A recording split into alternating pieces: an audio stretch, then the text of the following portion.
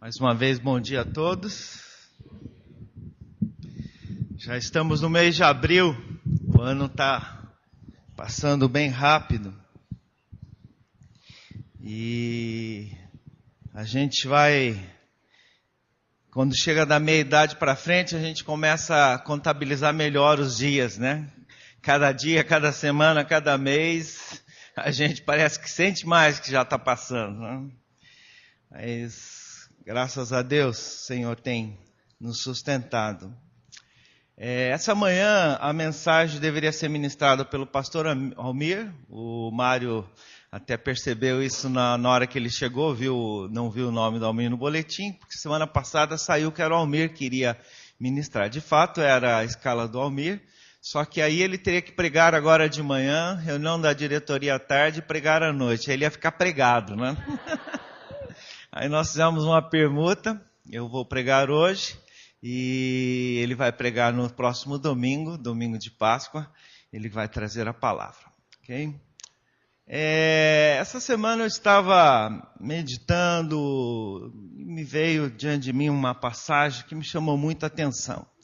Você já ouviu falar em falso positivo? Com certeza você conhece muitas histórias de teste de gravidez ou resultados de exames. Pois é.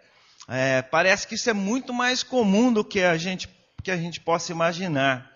E pode acontecer comigo, com você, em diversas situações, né?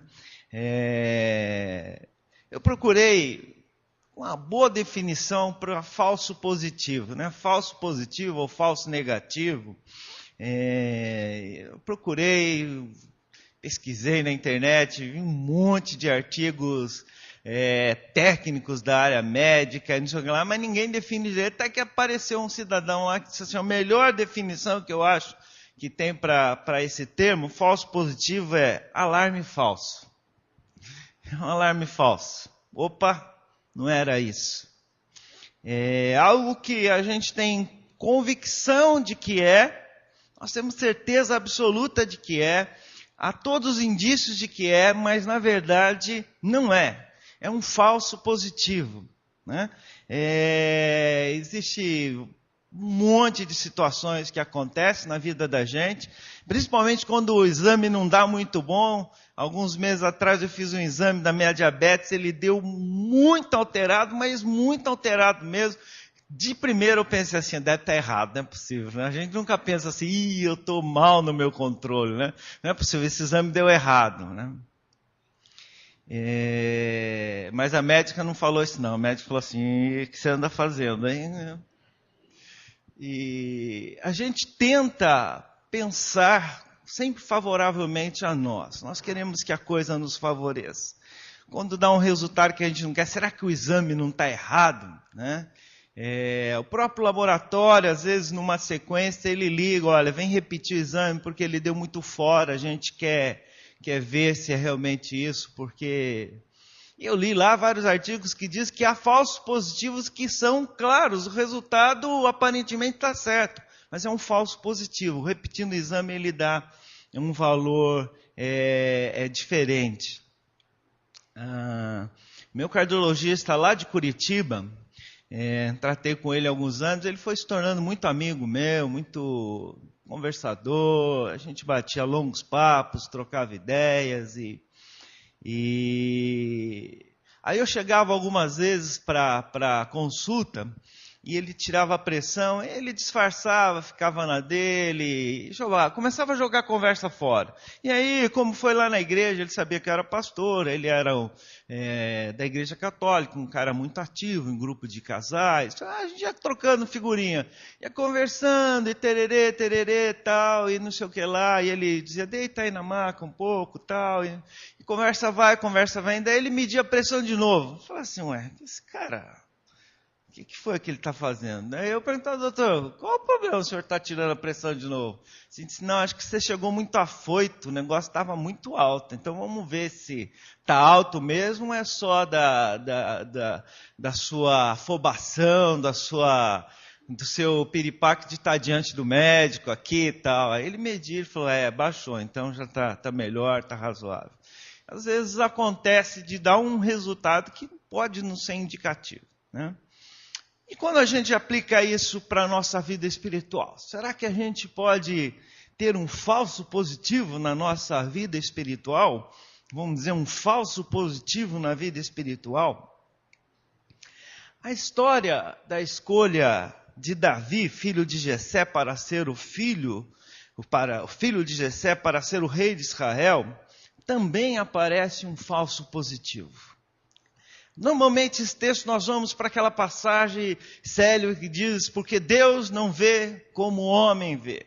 Que o homem vê o exterior, mas Deus vê o coração. Mas esse texto, um versículo antes dessa declaração, existe ali uma expressão que é um falso positivo.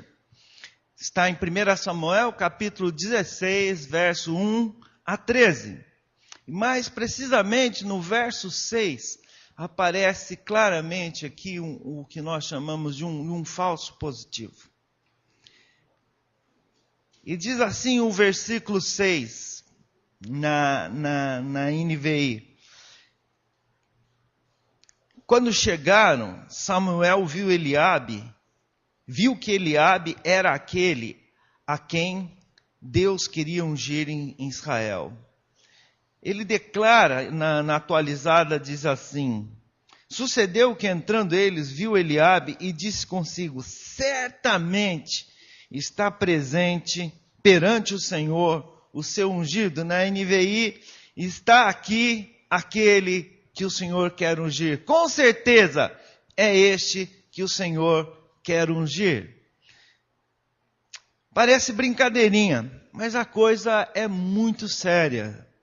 Porque imagina se Samuel seguisse o seu entendimento pessoal e chegasse e batesse o olho a esse, Deus, vamos me encurtar a conversa, é o seguinte, Deus mandou aqui, Jessé, e esse aqui é o futuro rei de Israel, e ele já tinha levado um chifre com azeite, ajoelha aí, meu irmão, que é você mesmo, vou ungir você, você é o escolhido de Deus, porque você é o cara, eu bati o olho e você é o cara. E vamos embora, chega de conversa, esse é o cara que Deus escolheu. Imagina o que teria acontecido se a história fosse essa. Bom, no mundo do si a gente pode imaginar tudo, porque não aconteceu, né? Sei lá Deus podia dar um grito lá no meio, pode parar, meu irmão, não é nada disso não, rapaz, fica frio aí. Ou Deus podia mandar um raio em cima da cabeça dele e dizer assim, negativo. Ou simplesmente Deus deixaria quieto, deixaria quebrar a cara e depois Samuel dizia assim, mas qual é, Deus? O Senhor não mandou ir lá, eu fui, o que aconteceu aí? Por que não deu certo?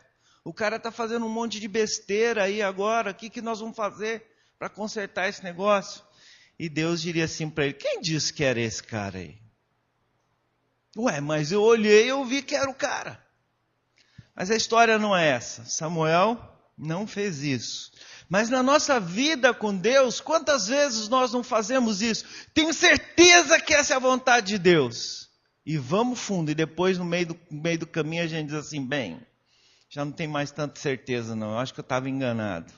Eu sempre falo isso para os jovens, nunca use como desculpa para você encerrar um relacionamento de namoro, eu acho que não era da vontade de Deus. Não use essa expressão não, porque ela pode ser muito leviana. Eu não estou mais querendo continuar o relacionamento, sinto que não tenho por você o mesmo sentimento que tinha, eu acho que não vai dar certo, eu acho que você não é a pessoa que Deus tem para mim.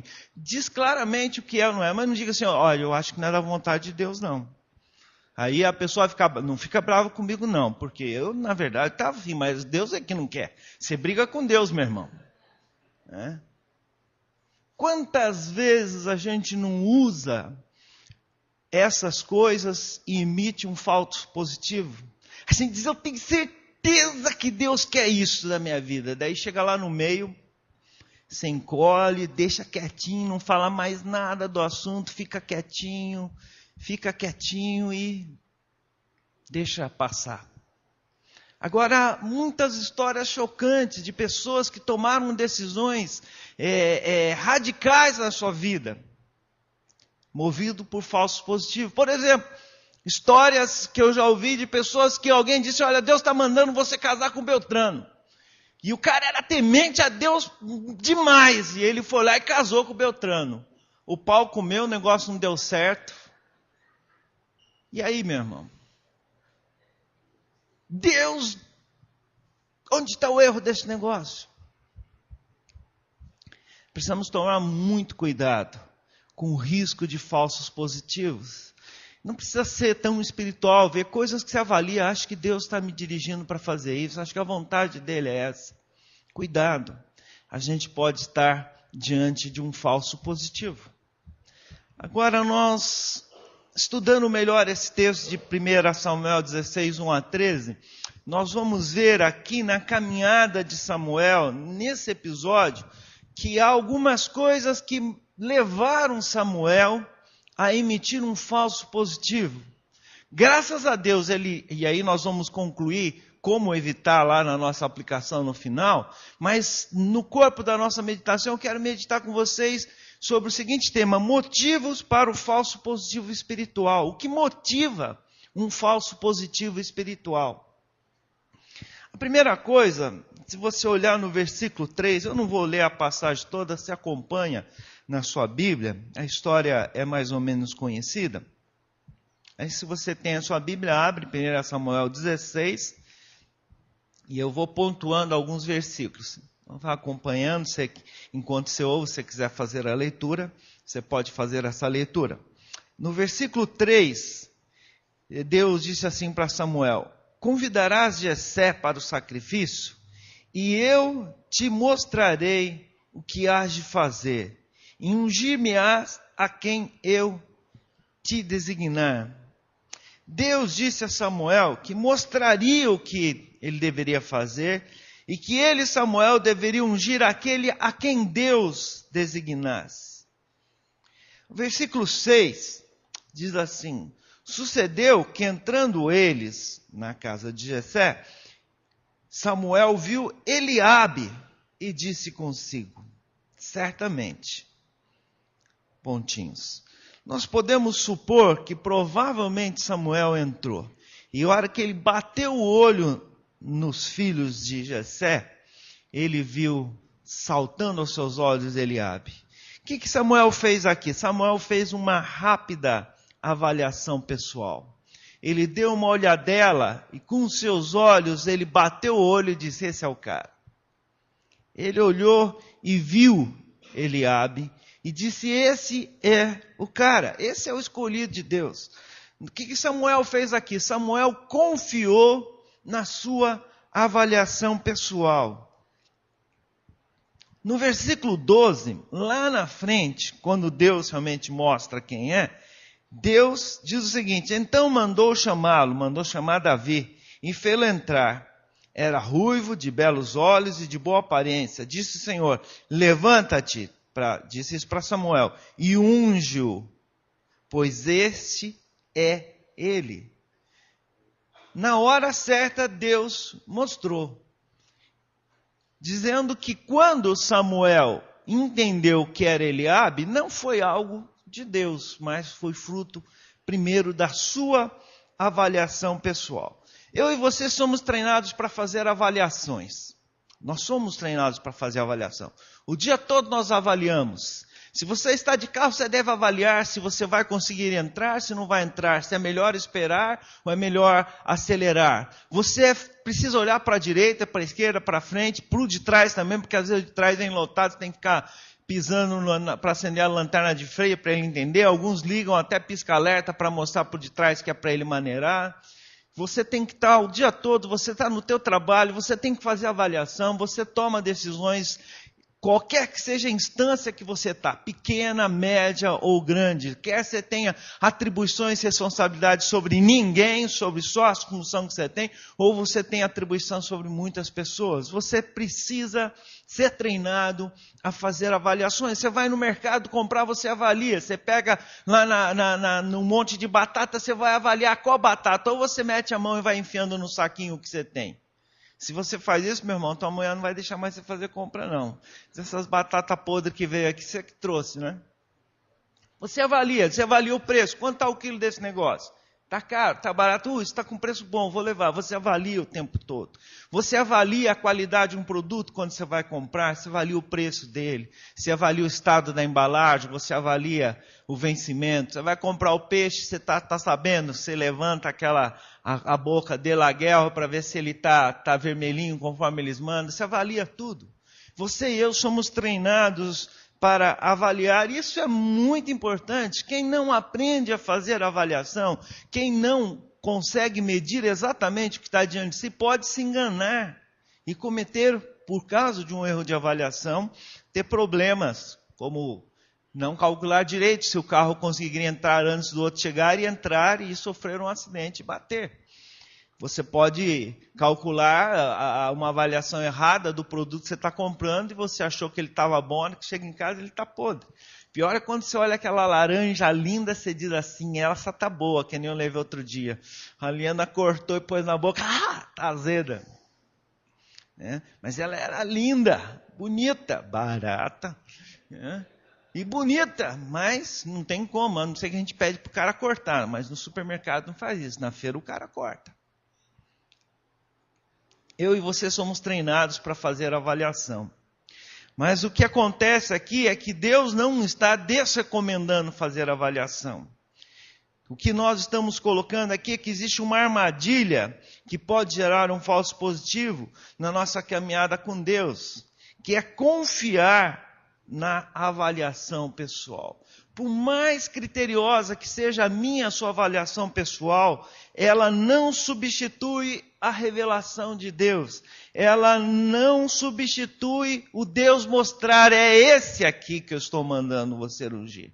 Deus dá uma referência clara. Por melhor que seja a nossa avaliação, por mais, Deus pode deixar, eu entendo de comprar, deixa comigo, eu compro, o senhor não precisa nem se preocupar. E a gente vai e compra um negócio micado, compra uma porcaria que não devia, faz um negócio errado.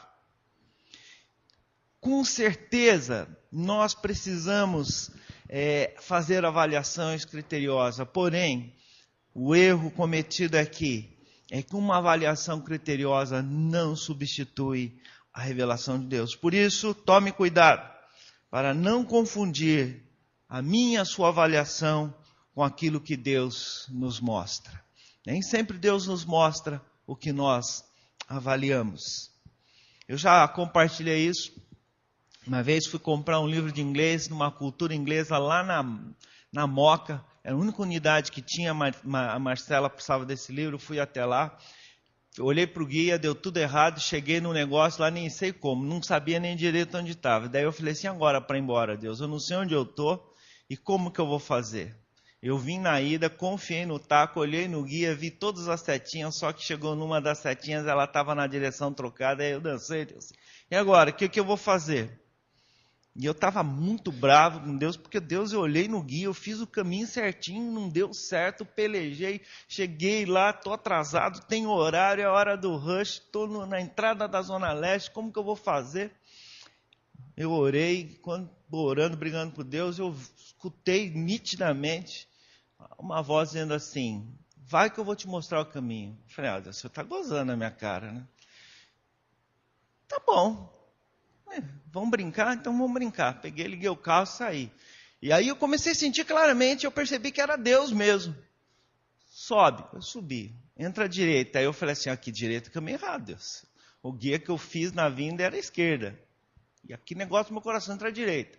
Entra à esquerda. E fui indo, literalmente. Chegava num lugar, olhava. E aí, Deus? Para lá, para lá. Saí certinho, saí aqui na entrada da Dom Pedro, ali para cruzar a Avenida do Estado. Aí, sossegado, já estou em casa, cheguei sossegado em casa.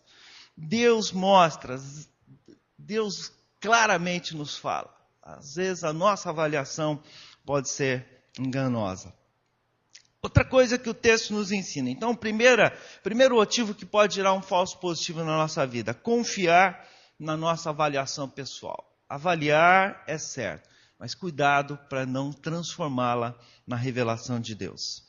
A segunda coisa que aconteceu, se você olhar para um outro episódio que Samuel participou, que foi a escolha do outro rei, que era Saul, nós vamos ver uma coisa interessante, que pode nos ajudar a entender o que aconteceu com Samuel.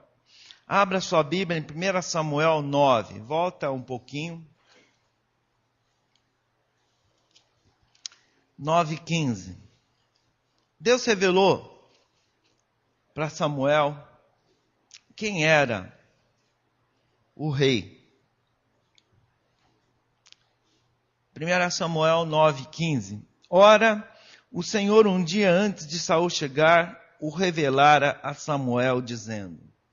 Um dia antes de Saul chegar, Deus já falou para ele: amanhã, a essas horas, te enviarei o homem da terra de Benjamim, o qual ungerás por príncipe sobre o meu povo Israel, e ele livrará o meu povo das mãos dos filisteus. Deus disse para ele: amanhã vai entrar uma pessoa assim, assim, assada, e esse aí é o cara que eu escolhi. Deus revelou isso para Samuel. Versículo 17. Quando Samuel viu Saul, naquela hora Deus lhe disse: eis o homem de quem eu já te falara. Eis o homem de quem eu já te falara. A hora que ele viu Saul entrando, Deus disse: esse é o cara que eu escolhi.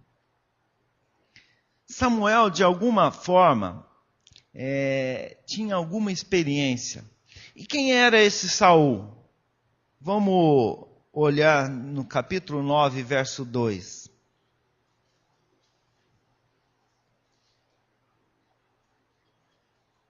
Tinha ele um filho, cujo nome era Saul, moço e tão belo, que entre os filhos de Israel não havia outro mais belo do que ele.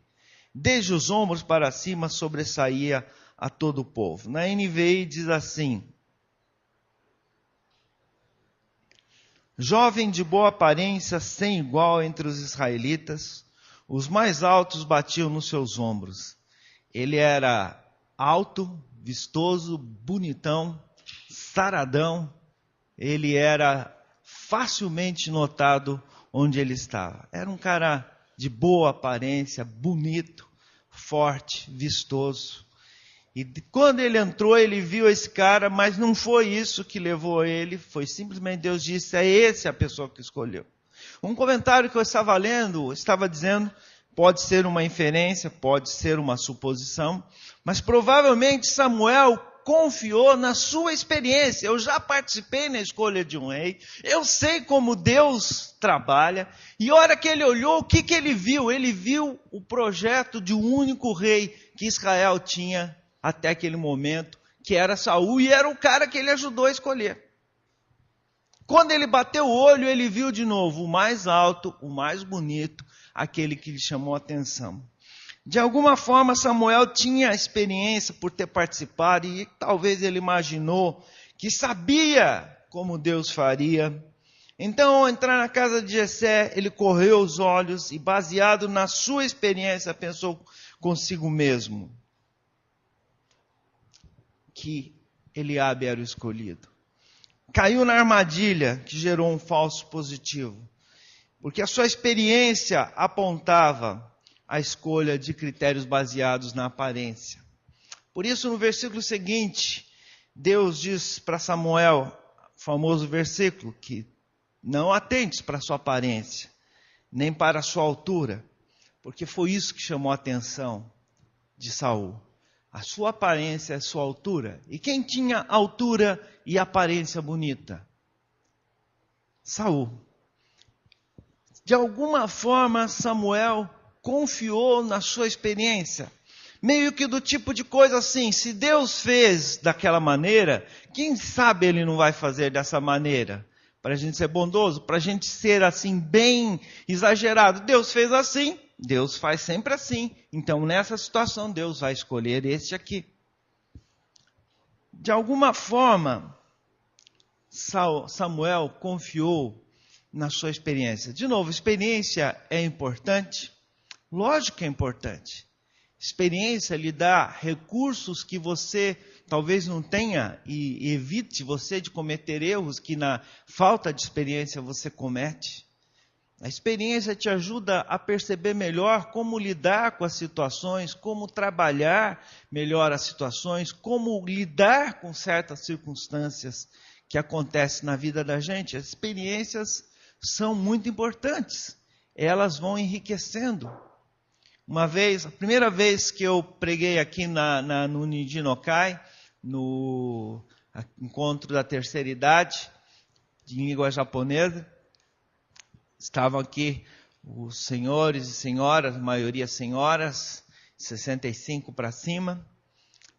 E eu disse para eles assim: o que é que vocês têm mais do que eu tenho, além da idade? Aí eles deram risada, né? Todos são mais velhos do que eu, apesar da minha barba branca. Aí eles olharam, ficaram dando risada. Eu falei assim: vocês têm, porque tem mais anos vivido, vocês têm mais experiência. Vocês têm muito mais, tiveram muito mais oportunidade de experimentar coisas. Vocês podem ter muito mais sabedoria por causa da sua experiência. E para mim estar com vocês, e quem sabe algum dia ouvir as suas histórias, conhecer vocês, vai me ajudar a enriquecer e me tornar mais experiente, mais sábio. Aí eu comecei a perceber que se eu falo demais, eles dormem, por causa da idade. Então a minha mensagem tem que ser curta. Se eu falo demais, vai a Bíblia para frente e para trás, eles nem conseguem mexer a Bíblia, só eu mexo a Bíblia. E saber se está no novo, no velho, se é uma carta ou outra, não faz a menor diferença para eles. Então eu comecei a perceber que para lidar com eles eu preciso pegar um versículo só. E comecei a perceber que quando eu falo histórias que diz respeito a eles, eles prestam mais atenção. E um dia eu trouxe um joguinho que minha avó jogava comigo, meu avô jogava comigo quando era pequeno.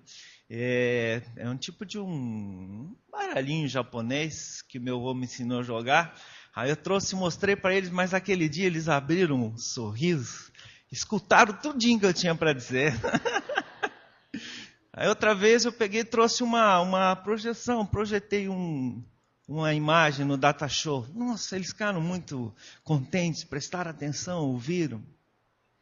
Eu comecei a perceber e aprender com eles como a gente lida com aquela situação. Experiência é muito importante, mas a experiência não substitui a revelação de Deus. A armadilha que talvez Samuel caiu foi confiar na sua experiência para determinar o que Deus queria. Nós devemos tomar cuidado, porque a experiência não substitui aquilo que Deus mostra.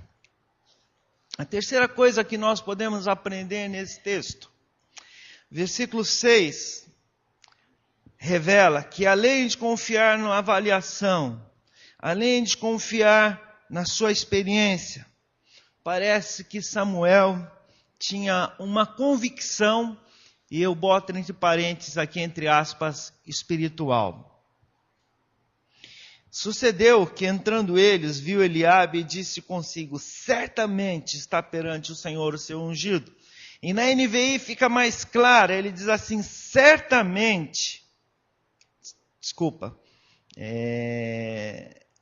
com certeza é este que o Senhor quer ungir. Com certeza é este que o Senhor quer ungir. Ele entendeu na sua certeza espiritual que aquele era aquele a quem o Senhor queria ungir. Então, na escolha dele, na sua avaliação e na sua convicção espiritual, ele tinha essa certeza. É isso que Deus quer. É isso que Deus quer fazer. Esse é o cara que Deus quer escolher.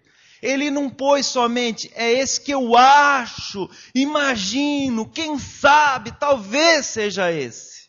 Mas ele declara com todas as letras, é este a quem o Senhor quer ungir. Com certeza. Ele tinha certeza quase que absoluta que aquele era a pessoa a quem o Senhor queria ungir.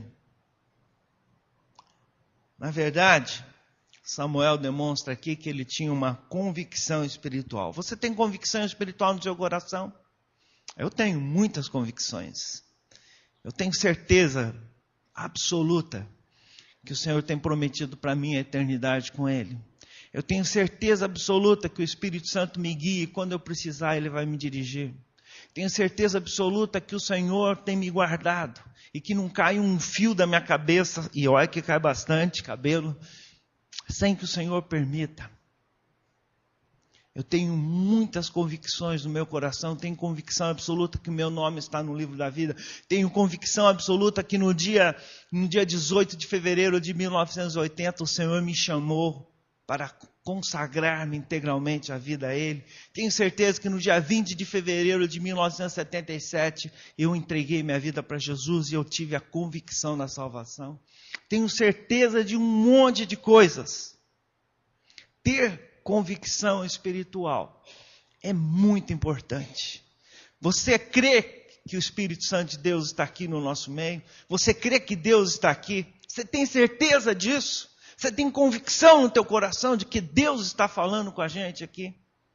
É importante que nós tenhamos, senão nós estamos perdendo nosso tempo aqui. Nós estamos brincando de igreja. Então, ter convicção espiritual é muito importante e não há erro nisso. Você ser guiado, ser dirigido e ter convicção no teu coração quando você ora é muito importante. A Bíblia diz em Romanos 14 que aquilo que não procede de fé é pecado. Por isso a dúvida é um negócio que se você está em dúvida, melhor não fazer. Espere ter convicção no teu coração. Agora, de novo, qual é a armadilha que Samuel caiu? Confiar na sua convicção espiritual. Porque a convicção espiritual que eu tenho no meu coração não substitui a revelação de Deus. Eu já contei essa história uma vez, mas teve uma pessoa que diz assim: eu estou separando do meu marido porque Deus me mostrou que eu deveria separar dele. Aí nós temos um problema, não temos? O que a Bíblia diz? Aquilo que Deus uniu, não separe o homem. Que a vontade dele nunca foi essa. Então aqui nós temos dois erros. Ou Deus pode mudar de ideia, ou essa pessoa teve uma convicção enganosa. Agora eu fico com a palavra de Deus. Certamente ela teve uma convicção enganosa. Porque aquilo não era a vontade de Deus. Então quer dizer que nunca é a vontade de Deus? Às vezes Deus permite. Essa é outra conversa. Se Deus permite, se Deus autoriza, o que é isso? Isso a gente pode conversar num outro dia sobre vontade de Deus. Mas essa pessoa, que por sinal acabou com seu casamento mesmo, fez aquilo que era sua convicção. Para mim, minha limitação de entendimento, eu não conheço todas as coisas de Deus, mas ela cometeu um erro grave, porque ela quebrou um mandamento que está explícito na palavra de Deus, em nome de uma revelação. Antes dissesse, eu quero me separar, porque eu acho que não dá mais. A convicção espiritual é importante, mas não substitui aquilo que Deus nos mostra. Samuel teve um falso positivo, mas Samuel também nos ensina algumas lições importantes. E aqui nós vamos concluir dizendo, o falso positivo foi motivado por três coisas. Ele confiou na avaliação pessoal, ele confiou na sua experiência, ele confiou na sua convicção pessoal, espiritual. Todas essas coisas, estou repetindo, porque eu quero que fique claro. Avaliações, experiência e convicção é essencial para a nossa caminhada com Deus. Mas quando eu as coloco acima de Deus, então, sinal amarelo. Você pode, a qualquer momento, cair num falso positivo. Agora, o que Samuel tem de virtude aqui? Samuel bateu o olho, pensou, mas logo em seguida Deus lhe falou, não é esse, porque eu não vejo como vê o homem. Eu vejo o coração, o homem vê a aparência. A partir daí, o que aconteceu? Então, versículo 8, Jessé chamou Jessé a Abinadab e o fez passar diante de Samuel, o qual disse: nem a esse escolheu o Senhor. Ele não emitiu mais parecer.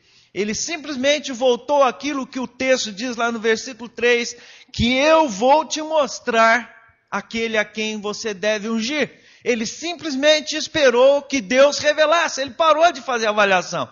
Esse aqui é um palmo mais baixo, tem 10 centímetros a menos de bíceps, mas ainda é saradão, acho que esse aqui dá. Não é bom, esse aqui é tal, esse aqui ainda vai crescer um pouquinho. Ele parou de fazer avaliação, ele parou de confiar na sua avaliação, na sua experiência e na sua convicção espiritual e simplesmente obedeceu o que Deus mandou. Passou, Deus não falou nada, não é esse, passou, Deus não falou nada, não é esse, passou, Deus não falou nada, não é esse, acabou, não tem nenhum, acabou, Jessé, não tem mais nenhum filho. Tem um piazinho aí, um pivetinho, mas o cara está cuidando das ovelhas, tipo assim, esse aí não serve para nada, isso aí é o manezinho que empurra as ovelhas aí, esse cara, isso aí não conta, é café com leite. Quando eu era pequeno, essa expressão era terrível. Falar que eu era café com leite era humilhante, né? O meu alvo, quando eu era pequeno, é deixar de ser café com leite. O dia que eu não fosse mais café com leite, eu posso brincar com os grandes. Isso é café com leite, senhor. Que isso? Chama ele. E quando ele chegou, versículo 12, disse o Senhor: levanta-te e unge-o, pois este é ele. O que aconteceu na sequência com Samuel? Samuel emitiu um falso positivo, mas ele percebeu, Deus chamou-lhe a atenção, e ele não agiu, não foi precipitadamente. Então aqui há algumas coisas que a gente deve tomar cuidado. Não haja precipitadamente. Não comece a se mover rapidamente demais. Espere Deus mostrar claramente. Por mais que a tua avaliação pessoal diga, por mais que a tua experiência diga, por mais que a tua convicção diga, não haja precipitadamente. Não se precipite. Recentemente estive em Tangará, partilhei com os irmãos, e eu estive lá há 3 anos atrás. Na ocasião, Deus tinha me mostrado fortemente no meu coração algo sobre um rapaz lá. E eu tinha muita dúvida no meu coração se aquilo era de Deus ou não. E eu fiquei quieto, não falei nada. Voltei agora, 3 anos depois. E estava indo de Cuiabá para Tangará. O pastor Carlinhos estava me levando. E do nada, no carro, nós começamos uma conversa. E entrou uma conversa sobre esse rapaz. E o Espírito de Deus falou no meu coração: lembra aquilo que eu te falei aquele dia? É para você ir lá e falar. Eu disse: Deus, não vou fazer isso. É muito para a cabeça. Não dá. E eu fiquei quieto. E Deus encerrou a conversa aí. Chegamos lá, vai, a situação vem. Passa um dia, passa 2 dias. Eu fiquei 5 dias, 5 dias em reunião com a igreja. Passa um dia, passa 2, passa 3. E no último, todos os dias Deus falando comigo. Aí no último dia eu acordei de manhã, na casa onde eu estava, eu orei: Deus, o Senhor está me incomodando, se é do Senhor, então de alguma forma o Senhor me confirma. Porque senão eu não vou falar. É muita ousadia falar isso que eu vou falar. E eu não quero correr o risco de falar isso e ser um tiro que vai machucar pessoas. Aí, culto, Deus ministrando, foi muito legal. Aí eu vi essa pessoa, o negócio começou a apertar, acabou o culto, encerrou, testemunhos, aquele negócio me apertando. E eu falei: bom, Deus, eu vou falar com a pessoa. Fulano, eu preciso falar com você. A primeira coisa que ele falou assim: então empatou, porque eu preciso falar com você. Naquela hora Deus falou claramente: esse é o sinal que eu quero te dar. Aí sentamos, oramos juntos, conversamos. eu compartilhei aquilo que Deus tinha me mostrado. Eu esperei quase 3 anos para falar. Espero realmente no Senhor que não tenha sido algo da minha carne, porque sempre existe o risco. A gente não é Deus, a gente não é o Espírito Santo. Nós não sabemos todas as verdades. Por isso, queridos, nós devemos saber que não devemos agir precipitadamente. Aguarde. Se Samuel tivesse de imediato já passado a mão no chifre e derramado o azeite sobre Eliabe, ele teria cometido um erro. De alguma forma, ele teve um tempo, e naquele tempo o Senhor começou a falar. A segunda coisa que ele faz, ele percebeu, e a partir daquele momento ele esperou conforme a palavra de Deus disse. E eu te mostrarei. Não é avalia, a hora que você perceber, você avalia que é esse aí. Ele ficou parado, passava. Por que ele fez isso? Porque Deus não falava nada. Deus não falou nada, não é esse. Deus não falou nada, não é esse. Deus não falou nada, não é esse. Não tem mais nenhum, porque Deus não falou nada. Aí chamou, esse é o meu escolhido. Como que devemos proceder na nossa vida? Porque nós devemos andar de acordo com a vontade de Deus. Nós devemos fazer a vontade de Deus. E devemos buscar a orientação de Deus. Nem toda a orientação de Deus está escrito na Bíblia diretamente. Farás isso, farás aquilo. Boa parte das orientações nossas no dia a dia não estão claramente escritas na Bíblia. Elas são, às vezes, dirigidas por princípio. Será que eu roubo esse negócio ou não roubo? Está tão fácil de roubar. Nossa, que bobeira o cara está dando. Meu, é uma moleza roubar esse negócio aqui. Será que eu roubo? Deus, será que eu devo roubar ou não devo roubar?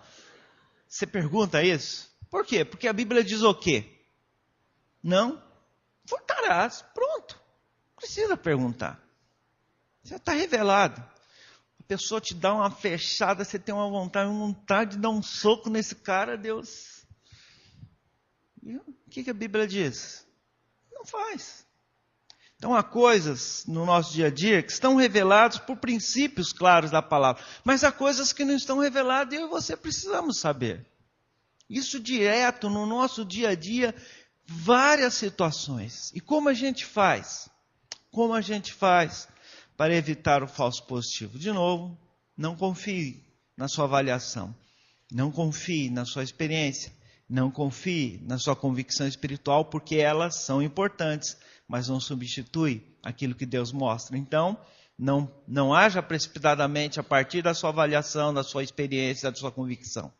Espere a confirmação do Senhor. Mas como eu vou saber que é a confirmação do Senhor? Como eu vou saber se não é minha carne? Como eu vou saber se é Deus? Só pela experiência. Samuel era um homem que andava com Deus. Samuel era uma pessoa que tinha proximidade com Deus e a quem Deus podia revelar. Se eu e você aprendermos a andar com Deus, nós vamos aprender a ouvir de Deus. E quando tem dúvida, eu recomendo, espera 3 anos, mas não fala precipitadamente. Não faça precipitadamente. Porque o risco da gente trabalhar em cima do falso positivo é muito alto. Amém? Deus nos abençoe. Vamos orar. Senhor, quantas vezes na minha própria caminhada eu me alicercei em cima de falsos positivos, baseado na minha avaliação, na minha experiência contigo e na minha convicção espiritual.